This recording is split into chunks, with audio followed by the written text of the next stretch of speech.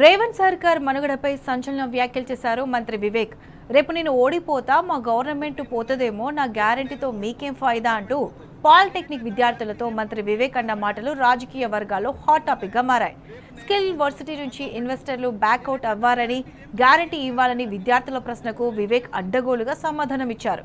వ్యక్తిగత హామీ ఇవ్వడం వల్ల ప్రయోజనం ఏముంటుందని వాదించారు.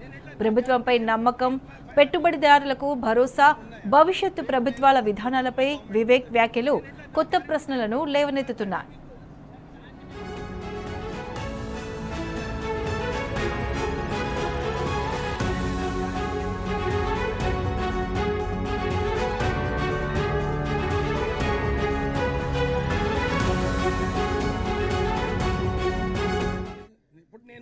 ఇప్పుడు నేను ఉన్నాయా, రేపు నేను ఓడిపోతా, మా గవర్నమెంట్ పోతుంది, నేను ఎట్లా, నా గ్యారంటీ ఏం ఫైదా మీకు? ఇప్పుడు నేను ఉన్నాయా, రేపు నేను ఓడిపోతా, మా గవర్నమెంట్ పోతుంది, నేను ఎట్లా, నా గ్యారంటీ ఏం ఫైదా మీకు?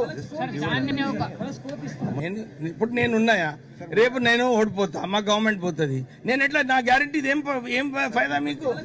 ఇప్పుడు నేను ఉన్నాయా, రేపు నేను ఓడిపోతా, మా గవర్నమెంట్ పోతుంది, నేను ఎట్లా, నా గ్యారంటీ ఏం ఫైదా మీకు?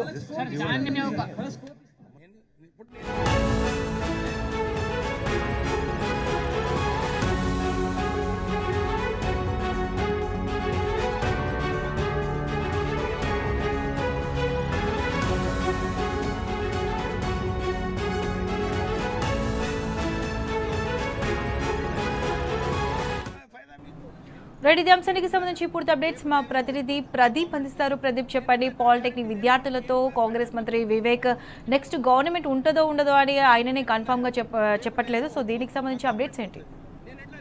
రాష్ట్ర వ్యాప్తంగా పాలిటెక్నిక్ విద్యార్థుల ఆందోళన అయితే పెద్ద ఎత్తున జరుగుతూ ఉంది.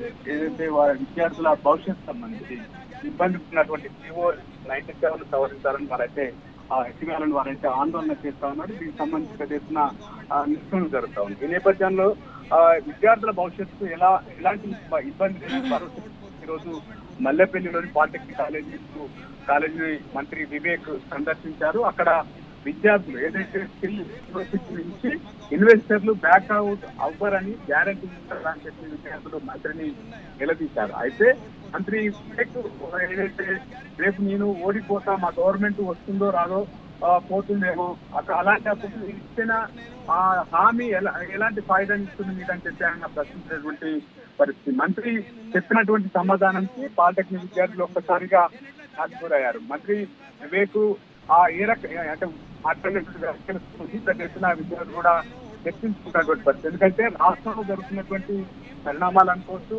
అక్కడ చెన్నూరు నియోజకవర్గంలో ఉన్నటువంటి స్థానిక పరిస్థితులు కావచ్చు, అన్ని ఓవరాల్ గా కాంగ్రెస్ పార్టీ జరుగుతా ఉంది. మళ్ళీ ప్రభుత్వానికి ఓటేయమని చెప్పి అటు రైతులు కావచ్చు, అన్ని వర్గాల ప్రజలు చెప్తున్నటువంటి నేపథ్యంలో ఇదే భావనతోనే వివేక్ తన మనసులో మాటను పాలిటెక్నిక్ విద్యార్థుల చెప్తానన్నటువంటి చర్చ అయితే జరుగుతుంది. ఈ మంత్రి చేసినటువంటి వ్యాఖ్యలు ఏవైతే ఉన్నాయో సోషల్ మీడియాలో విపరీతంగా చూడాల్సిన పరిస్థితి.